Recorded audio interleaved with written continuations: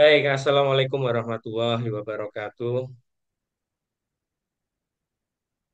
Selamat pagi dan salam sejahtera untuk Bapak Ibu yang telah berkenan hadir dalam sosialisasi pembukaan prodi baru Magister Kesehatan Masyarakat di Universitas Muhammadiyah Pontianak. Insya Allah ini adalah eh, sosialisasi untuk penerimaan mahasiswa baru gelombang satu. Sosialisasi juga nanti akan dilakukan pada bulan Agustus untuk gelombang yang kedua.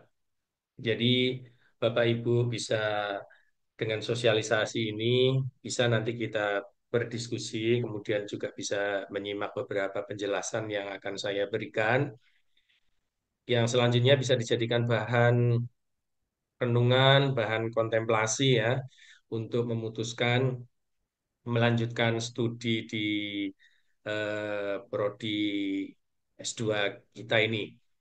Untuk saat ini yang sudah mendaftar, artinya sudah mengambil formulir ya, sudah resmi mendaftar, itu masih ada di bawah 10 orang. Kemudian yang sudah interest untuk bergabung dalam grup calon pendaftar mahasiswa itu sampai hari ini sudah ada sekitar 63 calon pendaftar. Dan memang untuk prodi ini karena ini tahun pertama kita buka, jadi eh, kita membatasi ya, membatasi dengan jumlah kuota yang tidak terlalu banyak karena berkenaan dengan fasilitas yang perlu dipersiapkan. Baik Bapak Ibu, eh, yang pertama mungkin akan saya sampaikan secara singkat ya, apa yang menjadi agenda sosialisasi kita pada hari ini. Ya, sosialisasi kita pada pagi hari ini ada beberapa agenda yang akan saya paparkan, tapi nanti juga bisa kita tanya jawab ya. Kaitannya dengan filosofi dari pendidikan magister itu seperti apa, kemudian legalitas dari MKM Undip, MKM UM Pontianak ini, kemudian prosedur pendaftaran dan seleksinya, proses perkuliahan dan proses bagaimana pemilihan peminatannya. Jadi apa yang akan kita sosialisasikan itu sebenarnya merupakan pertanyaan-pertanyaan yang muncul di dalam grup pendaftaran calon mahasiswa. Memang selama ini di grup pendaftaran calon mahasiswa itu belum banyak direspon oleh admin karena beberapa hal memang belum bisa kita persiapkan. Dan insya Allah hari ini akan kita coba jawab semua pertanyaan-pertanyaan calon pendaftar yang ingin mengetahui lebih jelas tentang Magister Kesehatan Masyarakat di Universitas Muhammadiyah Pontianak ini. Dari catatan yang hadir sebenarnya sudah bisa kita ketahui sebagian besar itu adalah alumni ya. Karena memang prodi ini hadir sebenarnya adalah dari tuntutan lah, tuntutan kewajiban bagi perguruan tinggi untuk memberikan pendidikan yang berkelanjutan di mana kita sudah mengetahui bahwa prodi S1 Kesmas itu sudah dari tahun 2003 ya. 2003 sampai dengan 2024 kemarin itu kita mendapatkan akreditasi unggul yang SK-nya itu keluar di bulan Januari. Dan alhamdulillah setelah 20-an tahun lebih ya, itu kita berhasil memunculkan ya, berhasil melahirkan program studi di tingkat lanjutnya yaitu Magister Kesehatan Masyarakat. Yang mana program ini sebenarnya sangat ditunggu-tunggu oleh para alumni kita di seluruh wilayah Kalimantan Barat khususnya. Nah, jadi sebenarnya Bapak Ibu, pendidikan sarjana dan magister itu masuk di dalam lingkup pendidikan di KKNI-nya ya, Kerangka Kualifikasi Nasional Indonesia itu berada pada lingkup jenjang pendidikan akademik. Maka karena ini merupakan jenjang pendidikan akademik, ada beberapa domain yang membedakan antara pendidikan sarjana dengan pendidikan magister ini. Dari tujuan pendidikan ini sudah berbeda ya. Kalau pendidikan sarjana itu lebih kepada learning to know sama learning to do. Makanya mungkin sebagian besar pembelajaran dalam pendidikan sarjana itu lebih diutamakan untuk meningkatkan pemahaman ya, pemahaman mahasiswa terkait dengan keilmuan bidang kesehatan masyarakat. Kemudian kalau di pendidikan magister ini kita lebih didorong untuk belajar berpikir kritis dan menciptakan atau membuat karya sesuatu yang merupakan inovasi-inovasi di bidang kesehatan. Ya, maka proses tujuan pendidikannya adalah learning to be. Dari segi kedalaman ilmunya saja untuk strata satu ini lebih general. Jadi memang tingkat pendidikan itu semakin tinggi itu memang membutuhkan kekhususan. Baik pendidikan sarjana, magister, sampai doktoral itu semakin tinggi maka dia semakin khusus. Ya. Jadi kalau pakar itu pasti dia akan khusus mendalami bidang tertentu, bukan lebih general ya. Demikian juga dengan pendidikan magister. Ini dia lebih khusus tentunya daripada yang ada dalam pendidikan sarjana. Ya. Jadi kemampuan untuk melakukan analisis kritis, kemudian mensintesis sesuatu dari situasi tertentu, sampai kemudian kemampuan untuk melakukan evaluasi. Jadi kalau dalam domain yang namanya pemahaman itu domainnya sudah di level atas. Nah, ini juga yang sering membedakan antara sarjana dengan magister ya. Kalau sarjana ini pendidikannya kan terinstruksional dan terstruktur. Dan biasanya dinamika perkuliahannya antara dosen dengan mahasiswa itu lebih dominan ya. Maksud saya itu lebih banyak. Itu didominasi dengan pendidikan komunikasi dua arah. Sementara kalau pendidikan magister ini sifatnya konstruktif ya dan dialogis. Maka dari itu nanti peran dosen di dalam pembelajaran itu lebih banyak menjadi fasilitator diskusi, kemudian membangun pemikiran-pemikiran agar mahasiswa lebih konstruktif mengembangkan suatu situasi, satu kasus tertentu ya, untuk menyelesaikan satu kasus tertentu. Ya ini mungkin yang dari pengalaman saya pribadi ini yang membedakan di mana biasanya kuliah-kuliah S2 itu ya lebih banyak tugas ya. Tugas mengerjakan taks tertentu, kemudian melakukan apa dialog, kemudian diskusi dengan teman, kemudian diskusi dengan rekan, diskusi juga dengan pakar, diskusi juga dengan dosennya, itu lebih banyak didominasi dengan pembelajaran seperti itu. Jadi memang desainnya lebih menarik ya dibandingkan pendidikan sarjana. Kemudian pengembangan diri dan karakternya ini kalau pendidikan sarjana lebih kepada pembentukan jati diri akademik ya. Untuk apa? Untuk kesiapan kerja. Sementara kalau pendidikan magister ini lebih kepada kepemimpinan, kemudian itu intelektualitas yang mereka berada di apa dunia kerja akademik itu untuk membangun intelektualitas, kemandirian berpikir, etika ilmiah ya. Yang gunanya untuk apa adalah untuk membuat satu keputusan-keputusan strategis. Oleh karena itu maka mereka-mereka yang belajar di magister itu memang memiliki kemampuan dan peran untuk melakukan untuk menjadi pimpinan atau pemimpin di tingkat level yang lebih tinggi, tidak lagi di middle manager. Kemudian luarannya apa? Luarannya tentunya kalau sarjana ini karena dunia kerjanya adalah untuk menghadapi kesiapan kerja, maka yang di yang diupayakan adalah pembelajarannya mampu menerapkan ilmu tersebut di dalam dunia kerja. Sementara kalau magister ini kan lebih luas, dia tidak hanya di birokrat, tapi juga di akademisi, sehingga diharapkan kemampuannya untuk mengembangkan ilmu pengetahuan ini menjadi lebih dominan dalam pendidikan magister. Nah, filosofi inilah yang membedakan pendidikan sarjana dan pendidikan magister yang pada akhirnya di dalam konteks perkuliahan maupun penulisan tugas akhirnya itu akan sedikit berbeda.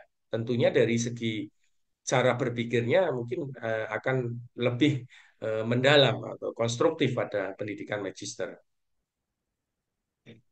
Nah, kalau untuk profil lulusan magister sendiri, ini kita mengacu pada kurikulum nasional tahun 2024 dari Asosiasi Perguruan Tinggi Kesehatan Masyarakat Indonesia. Itu ada 7, di antaranya sebagai manajer pelayanan kesehatan sekunder ya. Jadi di level ini tidak hanya bisa untuk pendidikan primer, tetapi mampu untuk pelayanan kesehatan primer, tapi juga didesain agar mereka memiliki kompetensi sebagai manajer pada layanan kesehatan sekunder. Kemudian sebagai pimpinan atau tim leader ya, mungkin kalau di dalam birokrasi itu paling tidak dia bisa mengerjakan fungsi-fungsi dari bidang-bidang tertentu ya, yang levelnya itu mungkin berada di dalam level-level pelaksana, tidak hanya pelaksana teknis, tapi koordinator dari fungsional tertentu. Kemudian kalau yang berada di apa lembaga penelitian itu bisa meningkat menjadi peneliti ya, termasuk kalau dia merupakan fungsional-fungsional tertentu itu biasanya bisa menempati pada fungsional jenjang yang lebih tinggi. Bisa juga sebagai komunikator ya, influencer, advokator, negosiator ya. Ini kan dibutuhkan pada kasus ya, misalnya pada kasus advokasi, itu terkadang tingkat kepercayaan dari orang yang akan diadvokasi itu juga akan terlihat dari profil pendidikan si advokatornya. Jadi kalau misalnya yang mengadvokasi pada level jenjang magister mungkin akan berbeda ya tanggapan dari yang diadvokasi jika dia berada di level sarjana. Walaupun itu tidak mutlak ya, pastinya ada hal-hal lain yang pendekatan-pendekatan lain yang dilakukan dalam teknik-teknik advokasi. Kemudian bisa membuka peluang untuk wirausahawan. Kalau saya pribadi berprinsip tingkat pendidikan, ketika seseorang pendidikannya semakin tinggi, pasti peluang atau kemampuan berpikir lebih general itu pasti akan berbeda dengan yang di bawahnya, level di bawahnya. Sehingga dia bisa membuka peluang-peluang untuk bisa memungkinkan wirausaha ya. Walaupun bisa saja wirausahanya tidak di bidang bidang kesehatan, tetapi kemampuan untuk membuka pikiran, membuka wawasan dengan meningkatkan level pendidikan lebih tinggi itu akan bisa diperoleh. Kemudian bisa menjadi konsultan, ya, baik tingkat ahli muda ataupun madya. Ini biasanya mereka-mereka yang ber-background di NGO, pernah pengalaman di NGO, kemudian pernah pengalaman di akademisi, ini akan memilih karir di bidang konsultan. Nah, selanjutnya saya akan mensosialisasikan dan menawarkan ya yang menjadi eh, apa perolehan dari program dari Fakultas Ilmu Kesehatan dan Psikologi ini ya dari program studi S1-nya dan alhamdulillah kita sudah memperoleh eh, surat izin operasional ya. Jadi ada SK operasional dari Kementerian Pendidikan Tinggi, Sains dan Teknologi ya nomor 443 tahun 2025 ya bahwa kita sudah diperbolehkan untuk membuka program studi dan ini mandiri ya Bapak Ibu ya. Artinya mandiri betul-betul penyelenggaranya adalah pure dari Universitas Muhammadiyah Pontianak. Ya, jadi dulu-dulu pernah memang kita ada wacana untuk membuka program di S2, tetapi kita masih menginduk pada perguruan tinggi yang sudah membuka itu gitu. Jadi semacam semacam kalau kalau di apa ini kita perpanjangan tangannya dulu itu. Tapi kalau yang sekarang ini kita betul-betul sudah berdiri secara mandiri. Jadi tidak perlu dikhawatirkan tentang keabsahan daripada program studi MKM di UMP ini.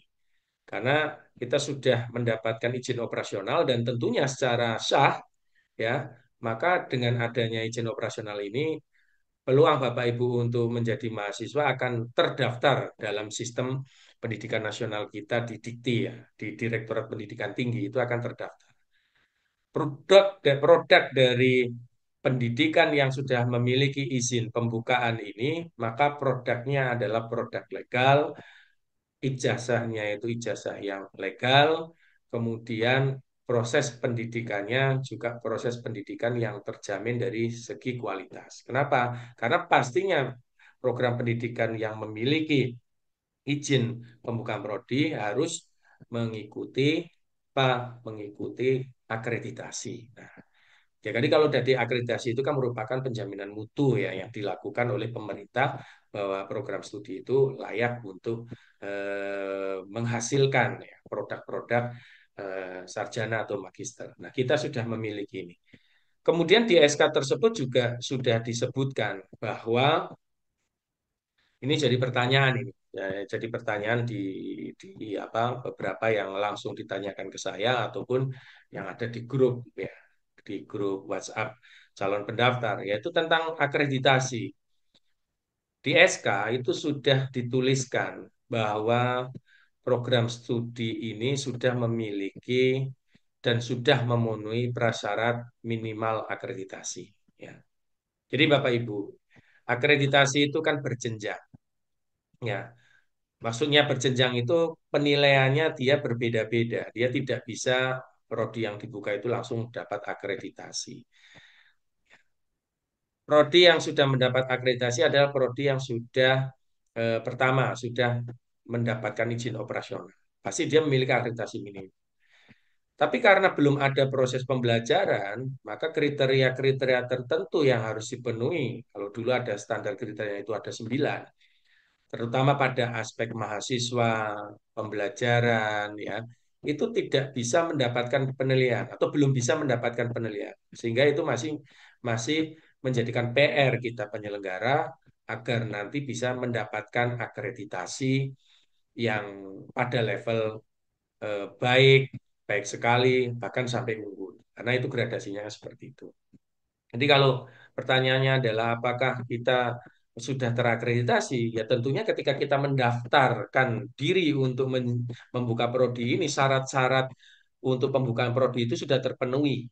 Jadi tidak hanya dari dikti yang menilai, jadi Kemenristek Sains, Kemendikti Saintek ya, maaf ya, namanya sekarang Kemendikti Saintek saja yang menilai, tetapi juga lembaga akreditasi mandiri kesehatan. Lampetekes itu juga menilai ya, menilai dari prasyarat yang kita ajukan. Nah, dari prasyarat yang diajukan itu dinilai maka keluarlah izin prodi. Maka dari itu di dalam diktum yang kedua disebutkan bahwa akreditasi prodi MKM UMP ini memenuhi prasyarat minimal akreditasi. Nah, kapan ini harus segera diperbaiki? Ini juga jadi pertanyaan juga kan. Karena sebagian pasti untuk mengurus tugas ataupun izin belajar. Ya. Kapan ini harus dipenuhi? Batas maksimal untuk akreditasi minimal itu adalah 2 tahun, Bapak Ibu. Jadi sebelum 2 tahun kita harus sudah mengajukan akreditasi program studi. Artinya apa? Artinya sebelum meluluskan itu menjadi PR bagi perguruan tinggi untuk mengajukan akreditasi yang pertamanya setelah izin operasional. Dari situlah nanti akan dikeluarkan akreditasi dari Lampetekes apakah baik, baik sekali atau unggul.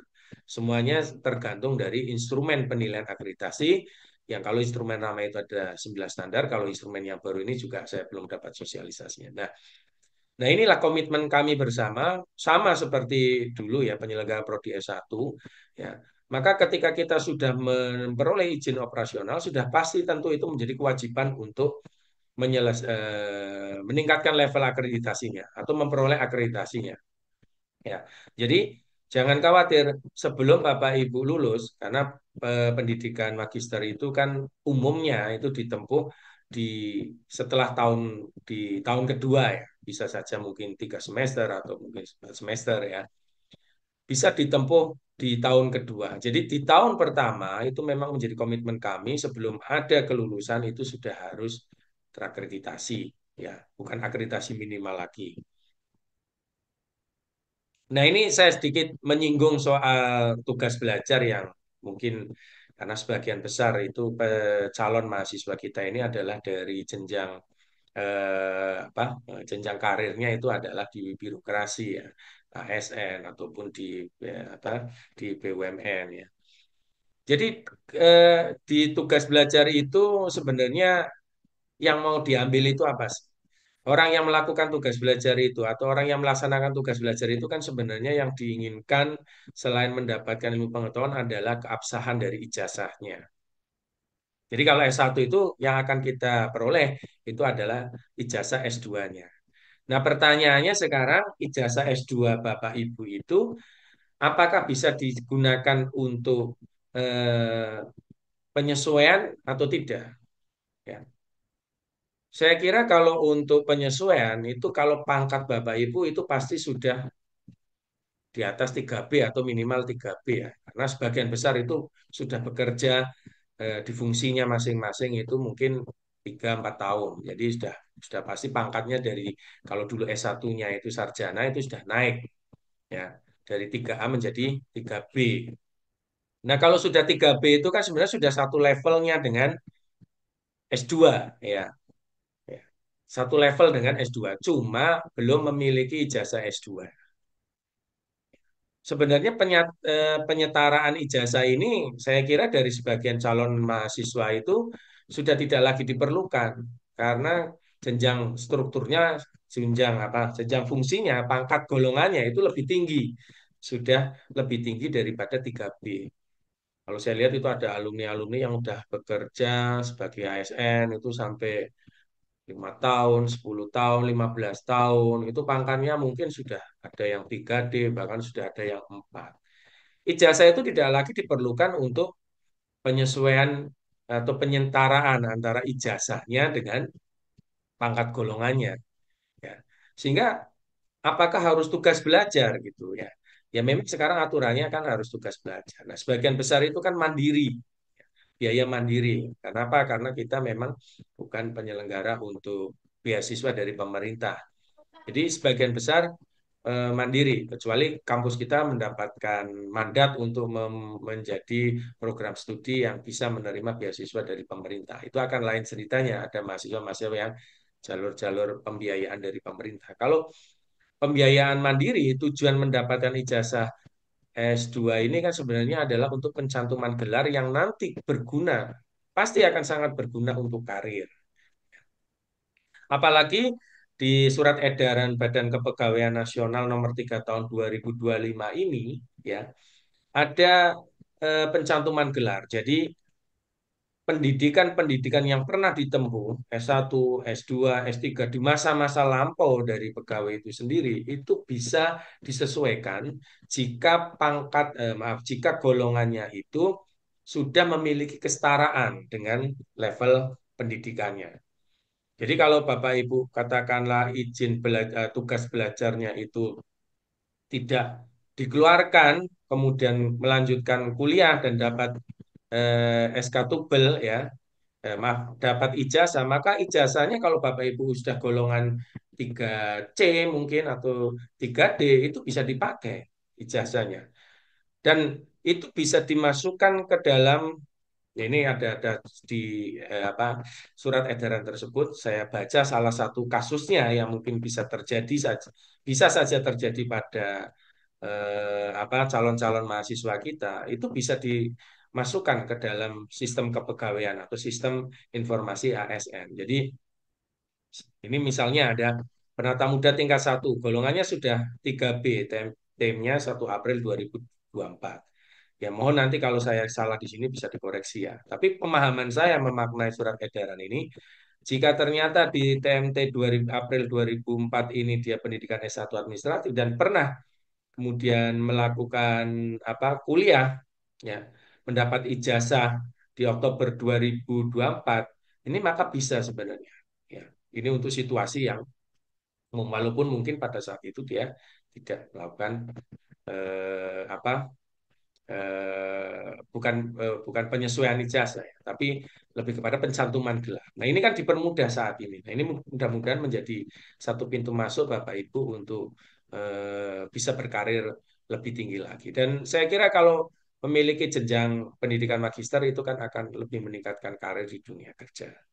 Ya, jadi saya dari sini tidak perlu khawatir saya kira tentang tugas belajar. Namun sebagai kewajiban kami ya sebagai penyelenggara mungkin beberapa eh, badan kepegawaian dan sumber daya manusia di kabupaten, kota atau provinsi memerlukan beberapa beberapa dokumen ya untuk kepentingan pengurusan tugas belajar, insya Allah akan kita fasilitasi.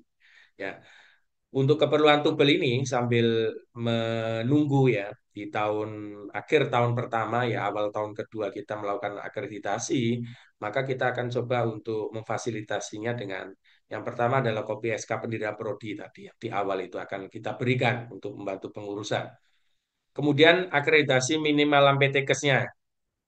Ini juga sedang dalam proses pengusulan ya. Jadi kita mungkin akan mulai kuliah bulan September. Jadi insya Allah di akhir akhir bulan ini kalau sudah keluar kode prodinya di sistem, maka akan segera kita mintakan sertifikat akreditasi minimalnya dari LAMPTKES-nya. Kemudian juga akan kita bekali dengan surat keterangan untuk akreditasi minimal dan proses pengajuan akreditasi tetap sebelum 2 tahun. Ini nanti universitas ya, akan dibuatkan dari universitas. Jadi Bapak Ibu tidak usah khawatir kalau misalnya tertarik untuk mendaftar di Prodi S2 ini, silakan berproses untuk mendaftar. Bisa di gelombang satu, kalau saya sarankan di gelombang satu, karena kalau dari antusiasmenya itu cukup banyak dan kita punya keterbatasan. Kalau di gelombang satu ini tidak sudah terpenuhi, maka di bulan Agustus nanti kita sudah close, jadi tidak akan membuka untuk gelombang yang kedua. Tapi dalam rancangan penerimaan mahasiswa baru kami, kita membukanya 2 gelombang. Ya, karena memang SK-nya baru terbit di bulan kemarin gitu ya. Kemudian SKPJ prodinya juga baru terbit di minggu kemarin. Nah, karena itu kita coba untuk membatasi karena antusiasmenya itu sudah cukup tinggi, sudah 60-an lebih ya yang sudah bergabung.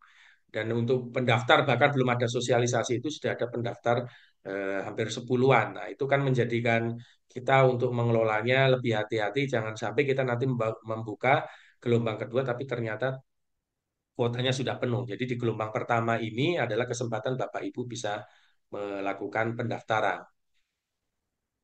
Nah, ini Bapak Ibu untuk ruang kelas ya. Ini ruang kelas ini adalah ruang kelas kami yang sekarang ini digunakan untuk kelas yang biasanya itu sistemnya itu hibrid ya, baik untuk pertemuan atau apa itu yang hibrid menggunakan ini, termasuk pembelajaran yang hibrid menggunakan ini.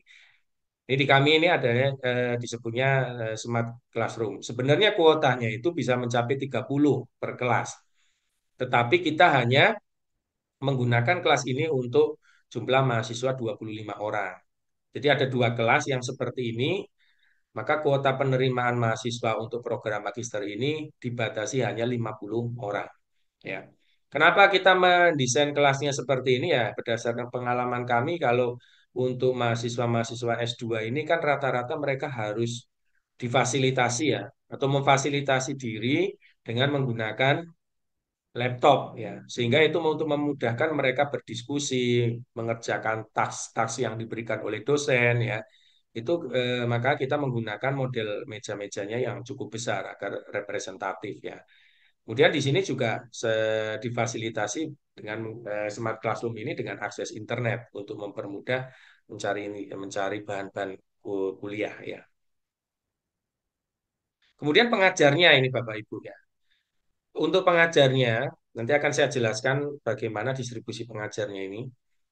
Itu kita ada dosen tetap. Dosen tetap itu dari Prodi Kesmas, kemudian dosen tetap dari universitas, kemudian dosen luar biasa, dan juga ada praktisi ya. Ada sharing session dengan praktisi yaitu dari ASN atau juga dari BUMN atau dari swasta yang memiliki fungsional maupun sebagai manajer pada unit pekerjaan tertentu yang relevan dengan Magister Kesehatan Masyarakat. Untuk dosen tetap sendiri, kita sekarang sudah cukup banyak ya. Itu ada yang S3, ada yang S12 ya. S12 itu berarti sekarang kandidat-kandidat S3 sedang menempuh studi dan sedang riset ya. Kemudian ada juga yang masih S2 ya. Tapi untuk pengajar utamanya kita ambil yang S3. Kalau yang S2 plusnya itu adalah pendampingnya ya, jadi tim teachingnya. Kemudian yang S2 itu nanti sebagai mentor atau tutor ya. Nanti kan dalam mata kuliah itu biasanya dosen akan memberikan taks ya atau tugas-tugas tertentu yang perlu diskusi. Nah, sebagai pendamping diskusi untuk mengarahkan diskusi untuk memberikan mengembangkan diskusi agar lebih berjalan dengan maksimal sesuai dengan tujuan kompetensinya, maka itu didampingi oleh tutor. Kemudian dosen tetap universitas kita juga ada guru besar sama beberapa dokter-dokter yang ada di fakultas lain yang tentunya relevan nanti dengan mata kuliah yang di dalam program magister baik itu mata kuliah apa intinya ataupun mata kuliah peminatan. Dosen luar biasa itu juga kita akan mengambil dosen-dosen yang berasal dari perguruan tinggi di luar Universitas Muhammadiyah Pontianak, baik yang ada di Kalimantan Barat ataupun di luar Kalimantan Barat, atau bahkan biasanya kami juga mengundang dari luar negeri dalam bentuk guest lecture ya.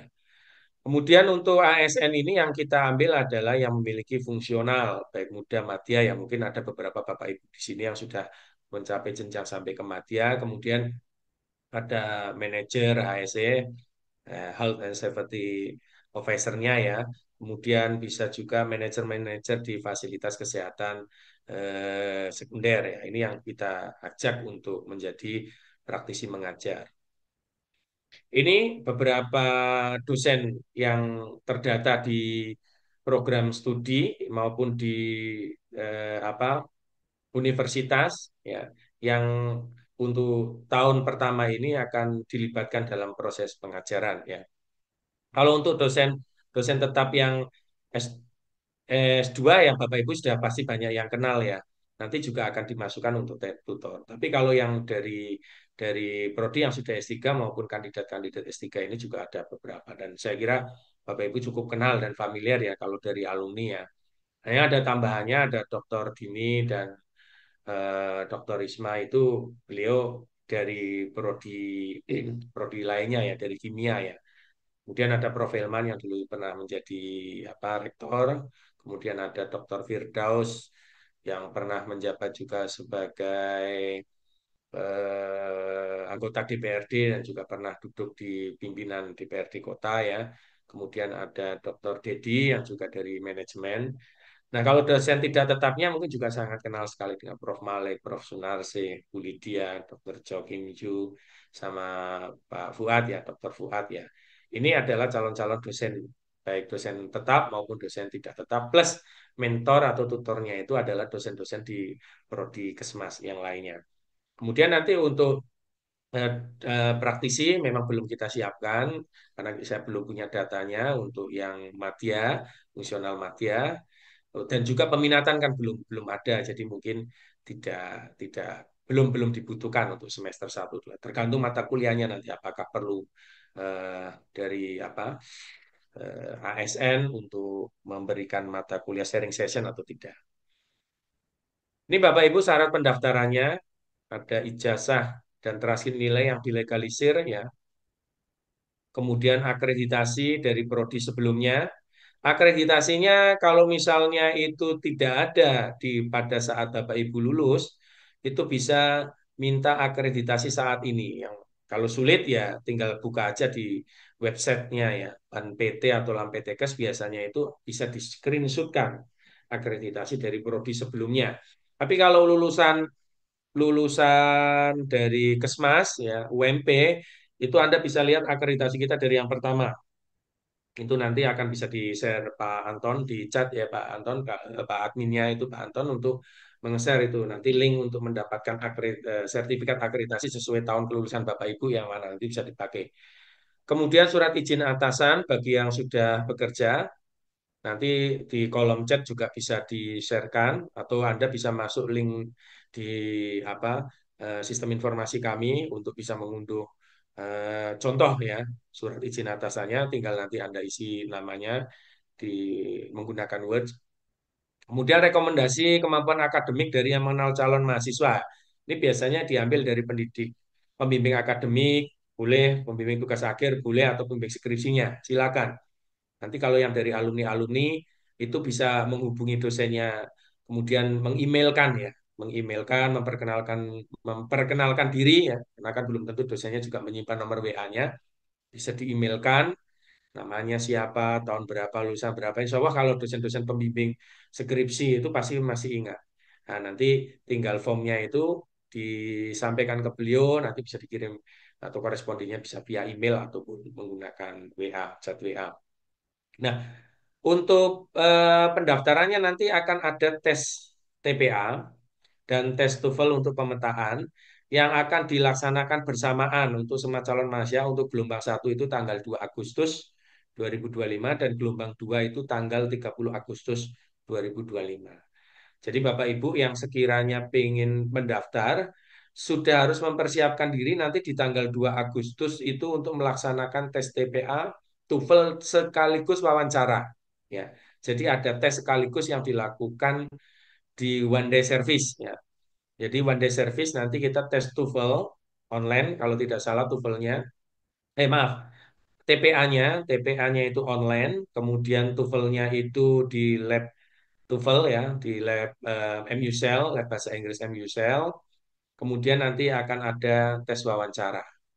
Paling tidak di tes wawancara itu Bapak Ibu sudah harus menyiapkan catatan yang draft saja ya, catatan draft satu lembar kah atau apa untuk memberikan gambaran kepada interviewnya nanti ya, interviewernya nanti ya, seperti apa rancangan arah penelitiannya mau kayak apa ya.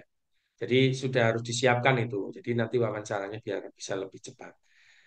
Ya, jadi sekali lagi saya sampaikan ini tanggal 2 Agustus itu nanti akan ada gelombang satu untuk pendaftaran ya, tes dari TPA, kemudian TOEFL-nya sama wawancara.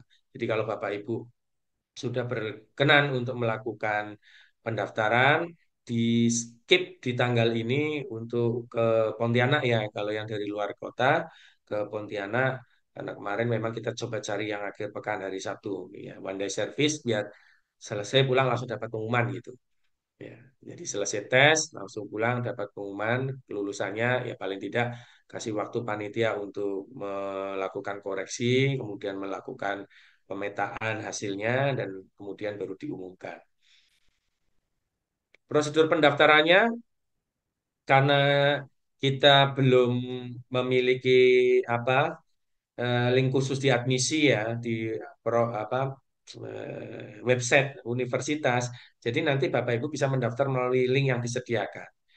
Nanti admin akan mengirimkan di chat grup untuk link pendaftarannya.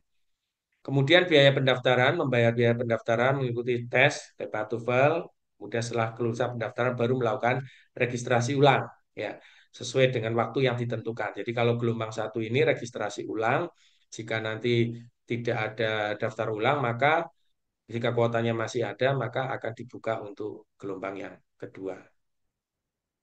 Ini Bapak Ibu untuk biaya kuliahnya sebenarnya sudah ada di brosur ya, tapi inilah rinciannya sesuai dengan SK Rektor ya. Pendaftarannya itu nanti biayanya adalah 500.000 itu untuk kepentingan tes dan lain sebagainya ya. Kemudian ada biaya daftar ulang. Daftar ulang itu di semester, maaf, ini daftar ulang itu adalah untuk mendapatkan seat tadi ya. Itu sebesar 1 juta itu hanya dibayar di awal semester. Nah ini SPP-nya Bapak Ibu. Karena kita sudah menggunakan uang kuliah tunggal ya. SPP-nya itu flat. Dari semester 1, 2, dan 3 ini sama. Tapi semester 4 itu menurun ya. Jadi semester 4 karena hanya kalau sampai semester 4 itu nanti belum selesai ada tesis, maka membayarnya itu sesuai di brosur yang ada di brosur itu ada 5 juta ini tidak tercrop ya. Maaf. 5 juta kalau tidak salah. Nah, ini untuk yang alumni. Jadi kalau di brosur itu, Pak, kok ada diskon 50% itu apa? Nah, yang didiskon itu adalah ini, dana pengembangan universitas ya. Dana pengembangan universitas itu berapa? Jumlahnya 5 juta.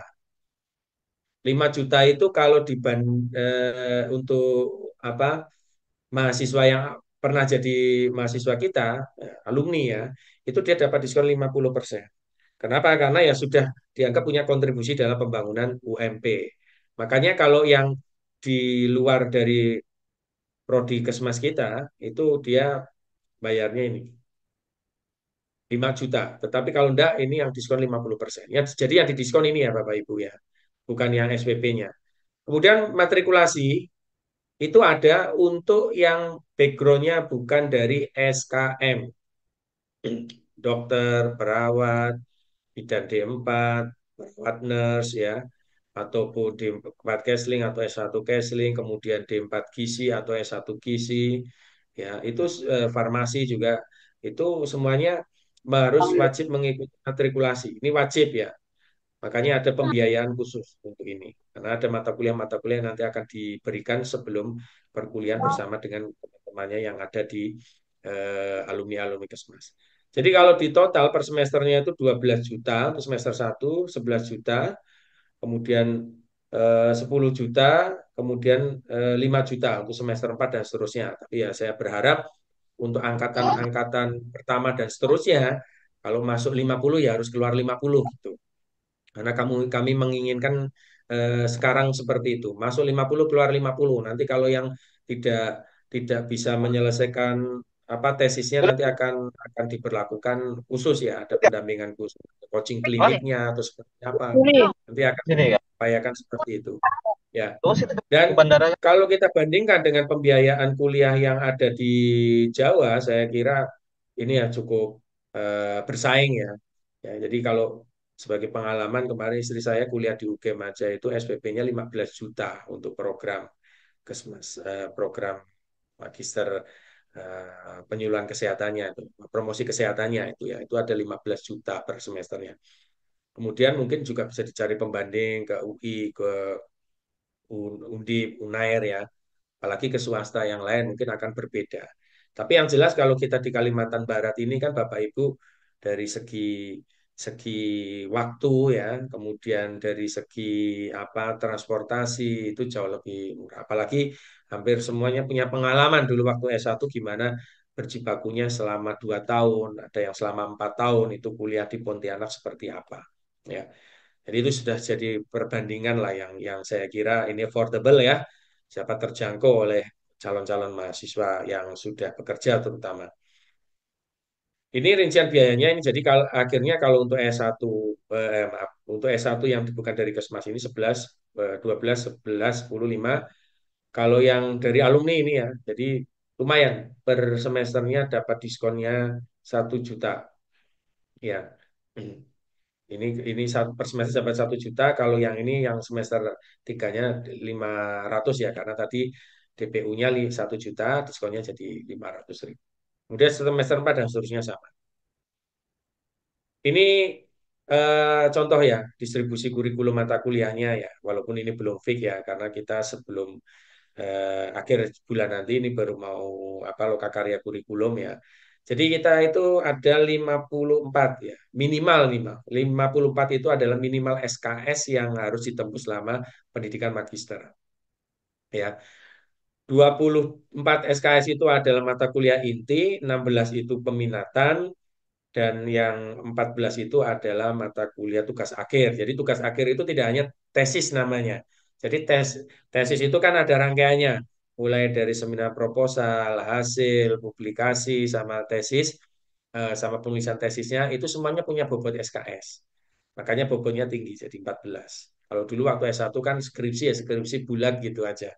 Walaupun prosesnya di dalamnya ada berangkai ya. Kemudian, nah ini juga sering ditanyakan, Pak, untuk jadwal kuliahnya gimana? Nah, jadi Bapak Ibu ya, untuk jadwal kuliahnya sama dengan dulu waktu ambil program alih jalur di Jumat dan Sabtu ya. Kapan mulai kuliahnya? 8 pagi. Karena kalau di semester 1 itu kan full. Masih mata kuliahnya semester 2 juga full. Paling tidak di tahun pertama itu kita akan berada di jadwal mulai jam 8 pagi. Biasanya itu disusun jadwalnya itu Jumatnya itu sampai sore bahkan mungkin kalau dia ada 5 mata kuliah bisa sampai habis maghrib itu masih masih ada kuliah. Jumlah penerimaan mahasiswanya 50, setiap lokalnya itu 25. Nah, terus metode belajarnya gimana? Kemarin juga ini banyak ditanyakan. Metode belajarnya itu kalau yang sudah S1 ya, yang di S1 saat ini ya, Bapak Ibu kita juga sudah hybrid.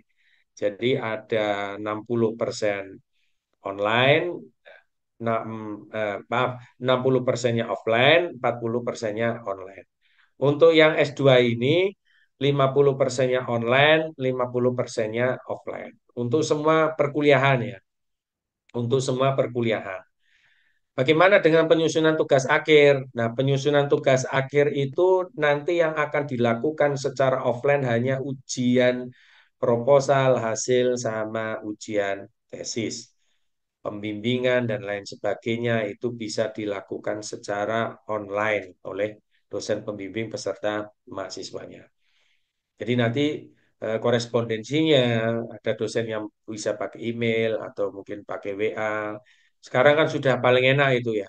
Word-nya itu sudah bisa di tracing, quick review, bisa di-review ya. Jadi semua komunikasi itu. Jadi tidak pakai kayak zaman dulu. Kalau saya itu tidak ada lagi pakai coret-coret sekarang. Mahasiswa bimbingan saya biasanya saya suruh ngirim file, kemudian saya langsung koreksi di Word atau PDF, komennya di situ tuliskan. Ketika dia memperbaiki, suruh ngaktifkan track change-nya, itu ada perubahannya, itu udah ketahuan ya. Jadi udah enak zaman sekarang, udah enggak kayak dulu ya, Bapak Ibu harus ke Pontianak ketemu, itu udah sekarang udah lebih mudah. Nah, ini untuk skema ya, skema pembelajaran untuk mata kuliah yang yang umumnya. Maaf tadi ada juga kita praktek ya. Jadi kalau di slide sebelumnya ini di sini ada namanya praktek ini ya. Tidak ada ya di sini. Ada tugas lapangan umum atau residensi atau magang. Ya, itu yang nanti dilakukan di secara full online ya. Jadi Anda bisa di lapangan gitu, full di lapangan. Nah, ini Bapak Ibu, ini untuk skema perencanaan perkuliahannya. Jadi selama satu semester itu kita umumnya ada 16 kali tatap muka, ada UTS sama ada UAS. Ya, yang yang warnanya agak gelap ini, ya ini adalah yang pengajar utama ya. Jadi yang tadi yang S2 atau S3 didampingi S2 plusnya. Kemudian yang tutor maupun yang sharing session dari praktisi ini dalam satu semester itu ada 4 sesi. Nah, yang saya hitamkan ini itu adalah yang online-nya. Ya, jadi kalau diperhatikan ini sifatnya selang-seling ya. Yang pasti harus offline itu adalah pertemuan di sesi pertama dengan pertemuan sesi terakhir. Jadi nanti nanti akan tergantung ya. Tapi kami prodi akan fasilitasi bahwa setiap mata kuliah di Jumat Sabtu kalau dia offline ya harus offline semuanya. Jadi tidak ada Bapak Ibu datang ke sini ada yang offline ada yang online gitu. Tidak. Kita membantu mahasiswa agar mobilitasnya ke Pontianak juga tidak terlalu sering ya. Bukan berarti kita tidak mau ketemu dengan mahasiswa secara tatap muka ya, tetapi untuk mengurangi lagi dari apa kebutuhan-kebutuhan biaya dan juga tidak terlalu sering meninggalkan tempat kerja karena Jumat kan udah dari pagi. Itu kita buat skemanya seperti ini. Jadi selang-seling ya kayak di beberapa perguruan tinggi di Kota Pontianak yang menggelar magister kan juga seperti itu. Jadi hari ini minggu ini hadir offline, minggu depannya online, minggu berikutnya offline, online. Jadi kalau dihitung-hitung sebenarnya ke Pontianak itu ya 1, 2, 3, 4, 5, 6, 7. Ya, ada 7 dalam satu semester. Nah, kalau dia sampai 6 semester itu 6 bulan, ya paling dalam satu semester itu 1 atau 2 kali. Per bulan itu 1 atau 2 kali ke Pontianak. Mudah-mudahan sih tidak terlalu ini. Kemudian UTS dan UASnya nanti biasanya kita menggunakan Classroom. Jadi pengumpulan UTS-nya, Classroom dan atau juga menggunakan pada aplikasi yang mirip-mirip Classroom ini, tapi yang disponsori oleh Kemendikti Saintek itu tadi ya. Ini juga jadi pertanyaan, Pak, peminatannya apa? Bapak Ibu, untuk peminatan yang pasti ya, yang pasti dibuka itu yang 3 atas ini. Karena kita memang tersedia dosennya saat ini. Yang Promkes, ya, kemudian Gizi Kesmas, sama epidemiologi kesehatan. Ini kita buka, pasti. Kemudian yang di bawah ini tergantung peminatnya nanti. Ada admin kesanitarian ya, jadi ada peminatan administrasi kebijakan informasi kesehatan, ada kesehatan lingkungan, kemudian K3, KIA, dan Kespro ini tergantung minatnya. Kalau misalnya, maaf, tergantung mahasiswanya. Kalau misalnya mahasiswanya melebihi dari 5, maka akan kita buka peminatan. Dan peminatan itu distribusinya kalau tidak salah di tahun kedua ya mata kuliahnya. Oh, maaf, di semester 2 dan semester 3 nanti ada mata kuliahnya. Jadi di semester awal itu belum ada mata kuliah peminatan. Semuanya masih mata kuliah inti, mata kuliah umum ya. Baru nanti di semester kedua, tiga itu baru ada peminatan. Tapi nanti Bapak Ibu sudah bisa mengisi link untuk rencana peminatannya dari sekarang. Jadi ada kami sediakan oleh admin nanti bisa di-share juga atau bisa dilihat di linknya pendaftaran kami itu untuk mengisi form ya Google Form untuk peminatan ada dua pilihan peminatan yang Bapak Ibu boleh usulkan. Dan sebenarnya peminatan itu tidak terlalu, menurut saya ya, menurut saya pribadi itu tidak terlalu penting untuk di dunia kerja birokrasi Bapak Ibu. Karena biasanya ya memang seperti itu ya.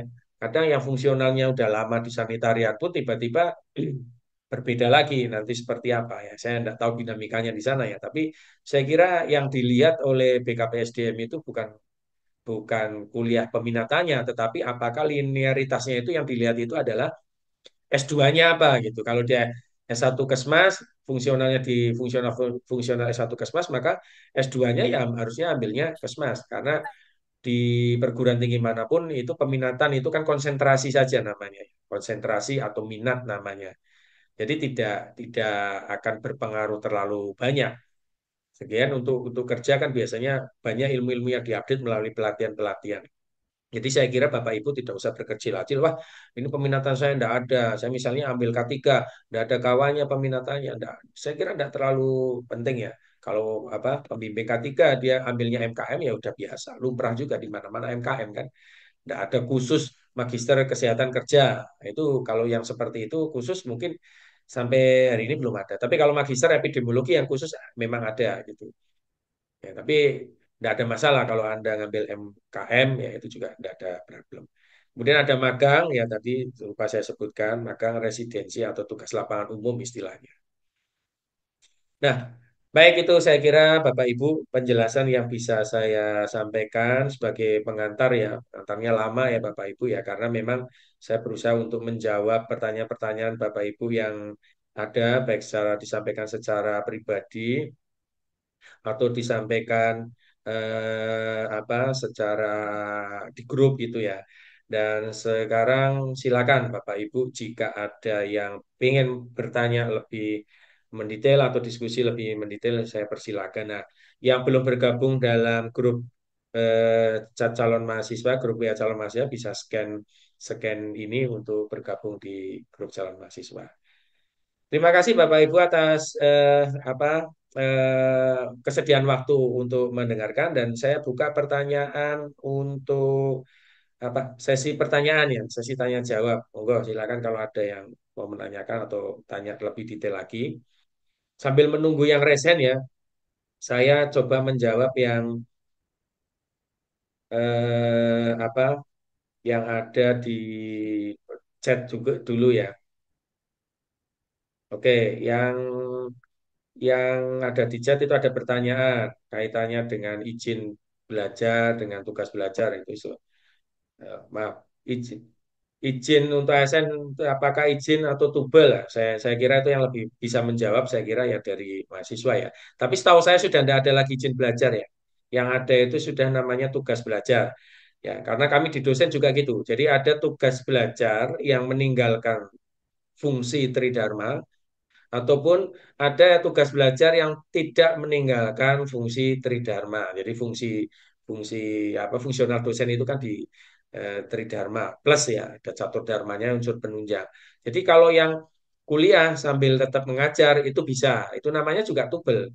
Yang kuliah kemudian full zaman saya kemarin kuliah full meninggalkan tubel juga ada. Hanya perbedaannya kalau di kami dosen biasanya yang kuliah full itu dia sertifikasinya dosennya tidak dapat. Nah, umumnya kita mencari beasiswa.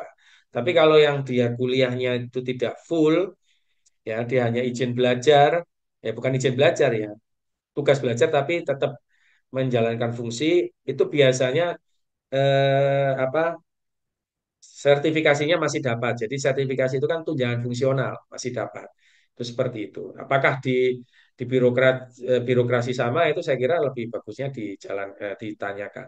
Kemudian offline itu seperti apa? Offline itu ya berarti kuliahnya di kampus ya, jadi di ruang perkuliahan. Sementara kalau yang online nanti kita akan lakukan Zoom lewat Zoom, kemudian juga akan difasilitasi dengan classroom atau dengan model model lah, modul ya, modul online itu classroom ataupun sepada. Kemarin dosen-dosen juga baru mendapatkan pelatihan online ya. Kemudian untuk biaya, ya, untuk biaya tadi sudah dijelaskan. Nanti biar biar bisa di ada yang mau di-sharekan lagi, silakan. Ya, ini biaya ini penting soalnya ini orang kan, ya ini biaya ya. Ini yang detailnya ini. Yang diskon 50% itu yang DPU. Bapak Ibu ada yang mau ditanyakan secara langsung, silakan. Saya kira penjelasan dari saya sudah cukup mendetail tadi ya. Ini yang resen sebentar ya Bapak Ibu. Erik, oh ya Erik ini. Silakan, Erik Firmansyah, ini alumni juga. Saya persilakan. Silakan Erik, di-on-kan dulu ininya. Ya, silakan Erik, on-kan dulu. Erik ini dinasnya kalau tidak salah di Sambas nih. Assalamualaikum. Ya, Assalamualaikum warahmatullahi Waalaikumsalam. Saya wabarakatuh. kedengaran. Pak, jadi senang sekali rasanya Magister udah buka yang dinanti-nantikan ya Pak. Nah untuk saya bertanya masalah dana pembangunan yang 50% untuk alumni Pak. Maksudnya di sini tertulis kan 5 juta. Artinya kalau Mm-mm. bagi yang alumni itu 2,5. berada di nilai 2,5 juta. Betul. Siap, siap. Oke, oke. Baik Pak, mungkin sama inilah Pak, sama surat yang menyatakan bahwa ini kan belum terakreditasi, bukan belum terakreditasi, tapi karena akreditasi itu bertahap, jadi sekarang ini kan belum ada sertifikat yang menanyakan bahwa akreditasi kampus eh, apa gitu kan Pak. Jadi kemungkinan harapannya sih kami bisa mendapatkan SK yang seperti Bapak contohkan tadi yang SK izin dari Kemendikbudristek ya. Nah, Ya. jadi Hmm. uh, untuk keperluan sebagai izin aja, Pak. Izin belajar dari dinas maupun di PKD. Itu aja sih, Pak. Itu sih ya. Oke. Seperti itu, Pak. Ya. Terima kasih, Pak. Assalamualaikum Oke. warahmatullahi wabarakatuh. Waalaikumsalam warahmatullahi wabarakatuh. Terima kasih Erik. Erik ini kalau tidak salah alumni kita juga ya. Sekarang sudah di Puskesmas ya Erik ya. Di fungsional penyuluh. Nah, ini sangat tertarik juga dari Sambas ini. Saya kira kalau di Sambas itu BKP SDM-nya agak sedikit ini ya. Lebih mudah ya untuk kawan-kawan yang kuliah ya. Tapi tadi yang disampaikan ya untuk biaya. Yang pertama saya jawab yang biaya. Yang 50% itu hanya 5 juta ini. 5 juta ini sebenarnya bisa dibayarnya itu sekali boleh, tetapi kan kita boleh sampai 3 kali itu. Jadi 2 juta, 2 juta, 1 juta itu karena diskon 50% jadi 2,5 juta. Jadi yang 2 juta itu jadi 1 juta. Kemudian yang semester kedua ya juga 1 juta. Yang semester ketiga apa 500.000. Jadi kalau biayanya itu nanti ya, kalau untuk yang alumni nanti ambil yang sebelah kanan ini ya, sebelah kanan dari layar itu ya. Dan semester satunya 11 juta, semester 2 10 juta, semester 3 9,5 juta, kemudian semester empatnya 5 juta. Ini biayanya UKT ya, jadi tidak ada pembiayaan lain ya. Itu. Terus kemudian soal dokumen-dokumen untuk kepentingan tugas belajar, pengurus tugas belajar, insya Allah pasti akan kita sediakan ini ya. Untuk yang mendaftar, silakan nanti bisa diminta ke admin ya. Itu ada SK tadi yang sudah saya tampilkan. Kemudian sertifikat akreditasi minimal dalam proses pengusahaan ini nanti mau ditunggu ya. Kalau dalam bulan-bulan ini insya Allah keluar ya kan kita usahakan bulan ini kita sudah ada, kita keluar, kita sampaikan. Kemudian ada surat keterangan dari universitas bahwa akreditasi minimal serta dalam akan dilakukan pengajuan akreditasi tetap sebelum 2 tahun. Jadi memang itu sudah ketentuan. Jadi ketentuan, jadi tidak bisa ditawar menawar lagi. Kalau kita sudah komitmen menyelenggarakan prodi ini, maka ketentuannya ya harus di apa mengajukan akreditasi sebelum 2 tahun ya. Kalau enggak malah nanti yang akan jadi masalah itu adalah kampusnya itu ya. Jadi kita pasti akan lakukan akan buat apa akan lakukan akreditasi di tahun kedua ya di semester 3 itu kita sudah harus kirim borang akreditasinya ya. Saya kira itu mudah-mudahan terjawab. Selanjutnya mungkin ke Bu Sarifah Farida. Kami persilakan Bu dari Dinas Provinsi ini. Oke, baik. Terima kasih Pak Andri. Assalamualaikum warahmatullahi Baik. wabarakatuh. Semua Bapak Ibu. Waalaikumsalam warahmatullahi wabarakatuh. Izin, saya nggak bisa on kamera ya Pak Andri ya. Iya, tidak masalah Bu. Yang penting pertanyaannya bisa dipahami dan Oke. bisa dapat jawaban yang pas sekali. Ya, baik. Terima kasih Pak Andri atas kesempatannya. Yang pertama, saya sangat ini ya, sangat apresiasi sekali, ya kan, yang sudah kita tunggu-tunggu. Ini S2-nya ternyata muncul juga gitu ya. Jadi kemarin saya itu sempat dimintain suami untuk ikut yang di Untan itu kan, ambil MAP aja. Teman-teman saya juga di Ya, Dinkes itu banyak ambil MAP aja S2-nya. Tapi saya masih kekeh sih sebenarnya. Saya bilang enggak deh, saya tetap mau MKM, ya kan. Kapan siap. aja nanti di Muhammadiyah ada ya tetap saya insya Allah ikut gitu. Nah jadi ini menjadi apa ya kegembiraan buat saya ya kan bisa mengikuti untuk ambil studi S2-nya di Muhammadiyah, melanjutkan dari studi saya kemarin S1-nya. Jadi terkait dengan barangkali kalau saya nanti ngambilnya itu bukan tugas belajar ya Pak Andri ya itu tapi izin belajar. Iya. Nah Namanya masih terkait izin dengan belajar juga Bu ya. kenapa? Nama nama terminologinya masih disebutnya izin belajar atau tugas belajar tanpa meninggalkan fungsi ya loh. Kalau di kami di dosen kan Iya, begitu iya, namanya. iya, iya.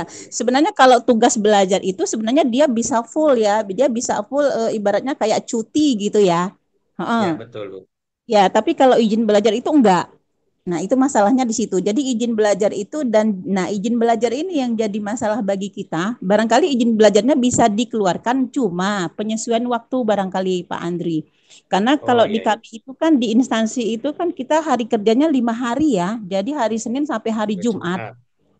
Nah, terkait dengan ya kan adanya jadwal tadi kan kita lihat itu jadwalnya kan di hari Jumat, Sabtu, Minggu ya kuliahnya. Nah, dan itu Bukan lima Sabtu Bu. puluh persen hari Jumat enggak? Ada Sabtu aja Bu. Iya. Oh, jadi Jumat Sabtu, Minggu enggak? Betul, Bu. Minggu enggak, Bu. Karena justru Nah, sekarang Jumat kalau minggu Sabtu. kita selenggarakan agak susah dari izin diktinya malah nanti kita bermasalah. Nah, itu dia masalahnya kalau di BKD ini nanti tapi saya belum belum jelas juga ya Pak Andri ya. Maka nanti ini ingin kita kita pertanyakan juga dengan BKD provinsi ya kan terkait dengan izin belajar. Apakah bisa nanti di hari Jumat itu ya kan eh, izin belajar kita kita kuliah tapi tetap ada izin belajarnya gitu loh. Karena Iya, kalau iya, Bu. di izin belajar itu takutnya di hari Jumat itu kan karena itu hari kerja ya. Nah, Betul. artinya ya memang kita harus tetap kerja gitu. Iya, iya, Nah, itu iya. dia. Nah, kemudian ya, terkait dengan itu yang pertama sih nanti akan kita fikkan dulu ke BKD-nya. Apakah di hari Jumat itu dengan kita mengambil izin belajar itu kita diperbolehkan tidak masuk kantor gitu loh. Artinya kita hari Iya, Jumat iya. itu full tidak ngantor gitu kan. Nah, karena kan di Iya. sini kan ada 50% online dan 50%-nya kan offline ya. Jadi Betul, Bu. ada di Jadi ada hari-hari offline-nya lagi. umpamanya minggu ini kita bisa online ya kan otomatis kalau online kita bisa mesti ngantor dong masih bisa nyambi-nyambi gitu kan.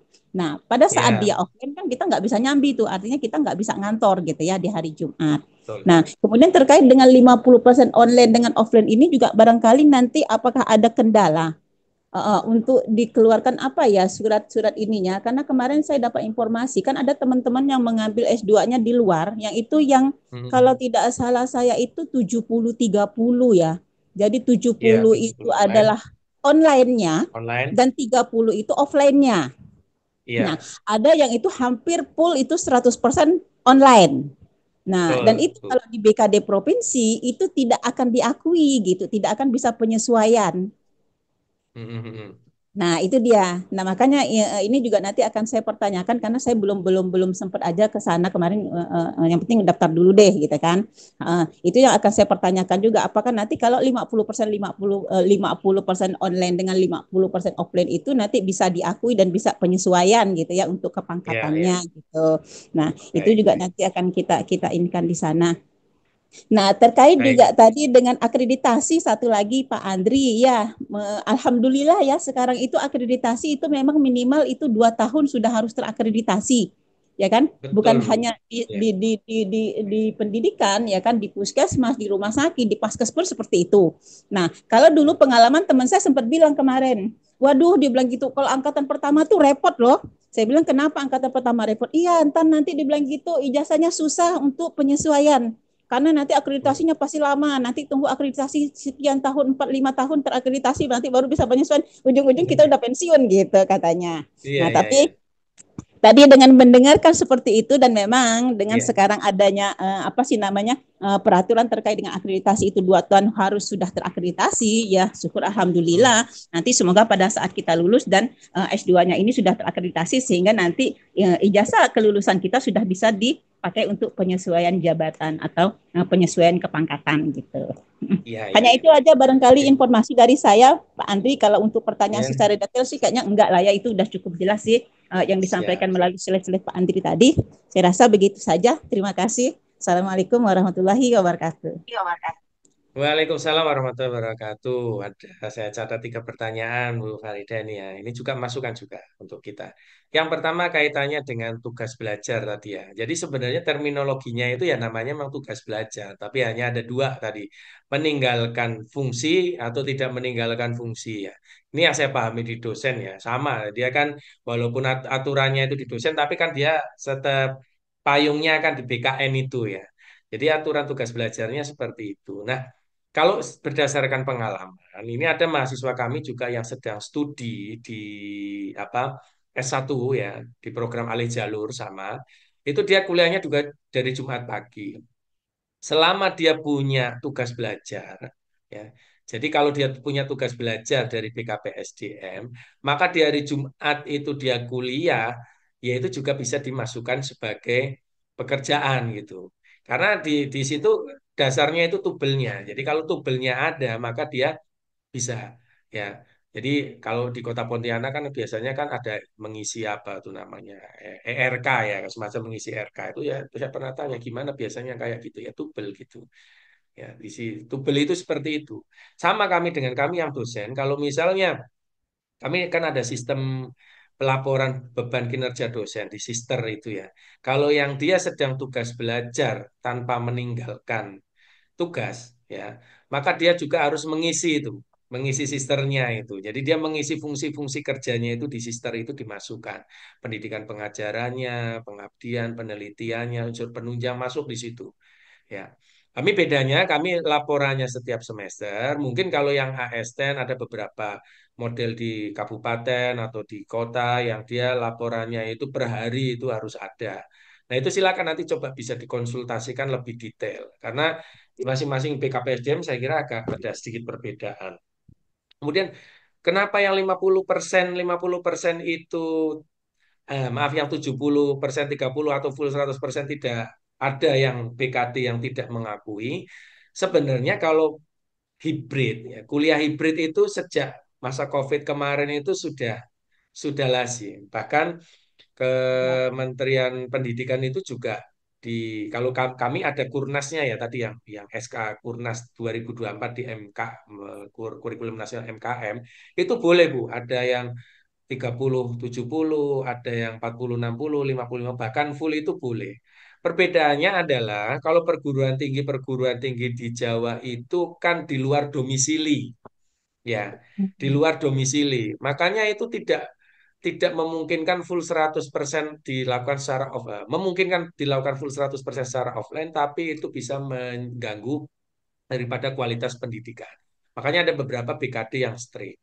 Sama Bu, kami di dosen itu kan semuanya di LL Dikti Banjarmasin ya, LL Dikti 11. Kadang kalau kita mengambil kuliahnya di Jawa, untuk mengambil tadi yang full online, kemudian kita izin belajar, itu juga tugas belajar tanpa meninggalkan tugas, itu juga kadang terjadi permasalahan. Tapi berbeda jika misalnya dosen-dosen yang ada di Bandung, ngambil kuliah di UI, kemudian ada di Semarang, mengambil kuliah di UGM, ada Solo, mengambil kuliah di Jogja, ada yang ngambil di Surabaya, itu masih boleh. Bahkan ya kalau kuliahnya 50% untuk online itu juga lebih bagus lagi, diperkenankan ya. Jadi tidak ada, saya kira tidak ada masalah Bu ya. Karena di Kurnas saya baca itu memang ada ketentuannya seperti itu. Ya. Kemudian yang ketiga tadi berkaitan dengan apa Akreditasi. double ya, akreditasi ya, itu wajib memang Bu. Jadi tanpa mahasiswa minta pun kewajiban bagi perguruan tinggi untuk akreditasi sebelum 2 tahun.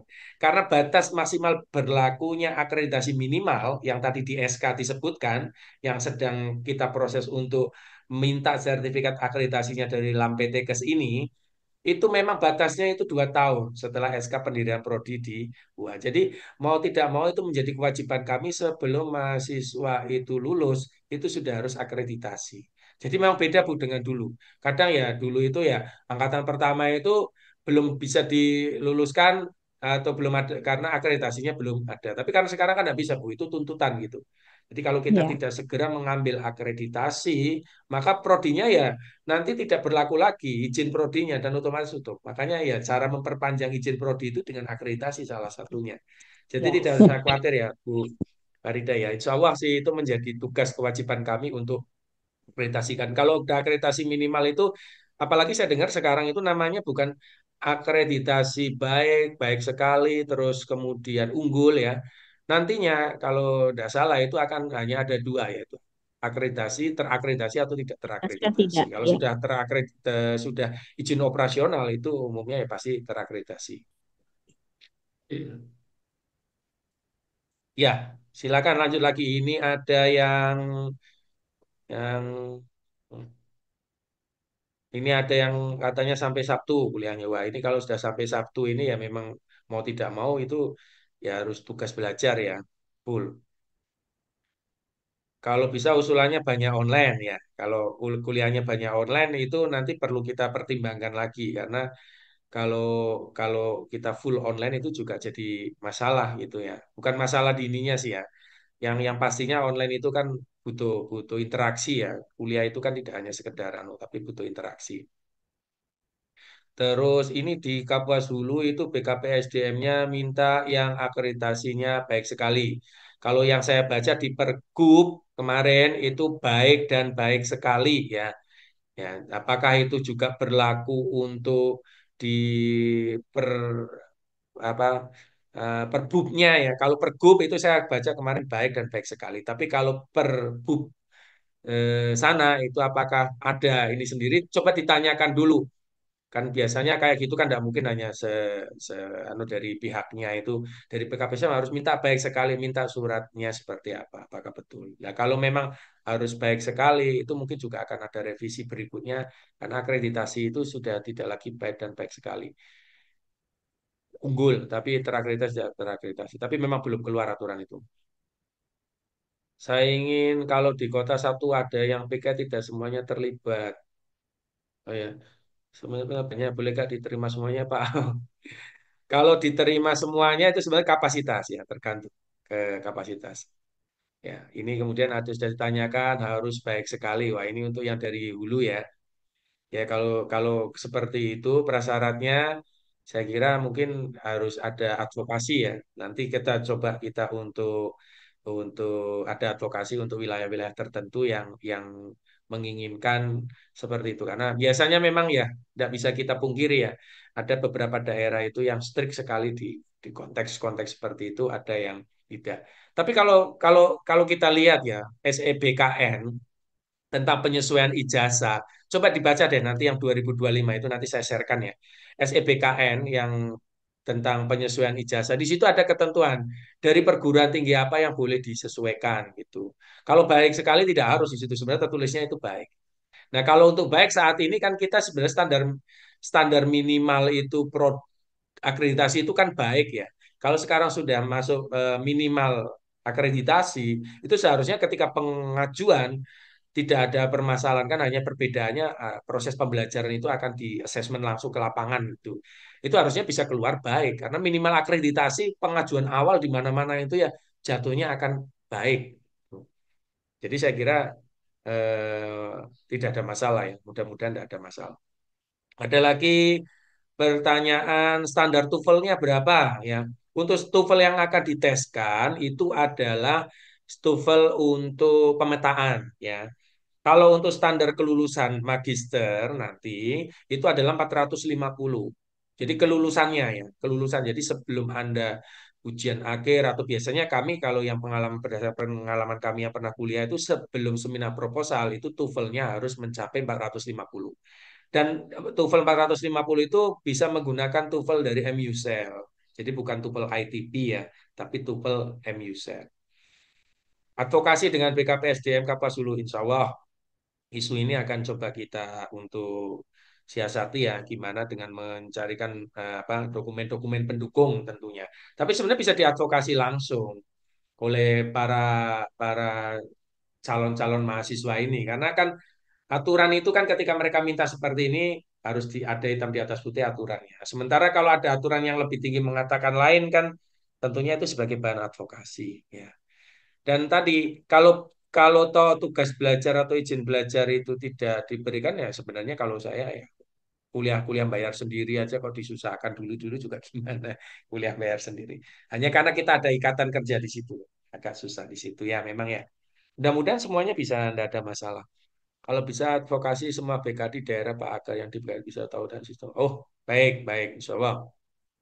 Ini nanti jadi agenda, nanti kita bicarakan di tingkat universitas dengan tim PMB seperti apa ya. Karena nanti di tim PMB yang akan bisa membuat apa advokasinya, apakah dengan surat atau seperti apa pertemuan langsung atau bagaimana nanti saya coba bawa isunya ke PMB. Oke. Tidak, jika sudah jelas dengan PMB. Daftar jika sudah jelas dengan PMB. Oke, biar bisa daftar ya.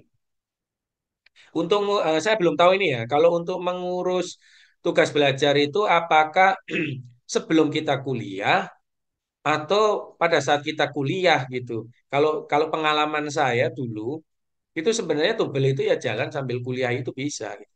Itu saya pengalaman saya gitu. Jadi karena walaupun waktu itu saya dapat beasiswa tapi eh, surat tugas belajar saya belum keluar, hanya izin-izin internal gitu. Izin internal itu ya izin dari rektor, kemudian izin dari LLDT kalau karena kami di swasta, baru izin belajar yang dari kementerian itu baru terbit. Kalau tidak salah saya masuk semester 2 itu pun udah terbit. Nah, kalau nunggu izin belajar terbit itu apakah tidak lama? Saya tidak tahu sistemnya di BKPSDM ya. Jadi itu juga bisa ditanyakan juga sebagai referensi ya, apakah boleh gitu kuliah sambil ngurus tugas belajar. Saya kira sih tidak ada masalah. Toh kalaupun dah ini nanti tetap diakui kan ijazah itu kan bisa diakui tadi di SE BKN itu kan bisa diakui. Yang lama-lama aja bisa apalagi yang ijazah baru kan. Ya pastinya bisa. Untuk melampirkan jadwal kurang izin mohon bisa di-share untuk jadwal. Ya, untuk jadwal perkuliahan ya tentunya belum kami siapkan ya Bapak Ibu ya. Tapi segera nanti secara lokakarya kurikulum akhir Juli kita ada lokakarya kurikulum, maka lokakarya kurikulum itu nanti akan segera disusun jadwalnya, jadwal perkuliahannya. Insya Allah nanti akan kita siapkan. Kalau Bapak Ibu udah tergabung di grup itu lebih enak. Jadi nanti kalau butuh apa-apa bisa dikomunikasikan dengan admin. Nanti pasti admin akan meneruskannya ke saya. Cuma kalau apakah itu langsung bisa dapat atau tidak tergantung dinamikanya Pak ya. Tapi kita merencanakan akhir bulan ini untuk lokakarya kurikulum. Jadi untuk memastikan mata kuliahnya apa dulu, baru bisa kita siapkan jadwal perkuliahannya. Yang lainnya ini memberikan ya di kolom chat saya kira sudah saya jawab semuanya. Yang raise hand juga sudah clear, udah tidak ada lagi. Baik, Bapak Ibu semuanya, ya, saya kira kalau tidak ada pertanyaan lagi, waktu kita, oh maaf ini ada satu lagi ya.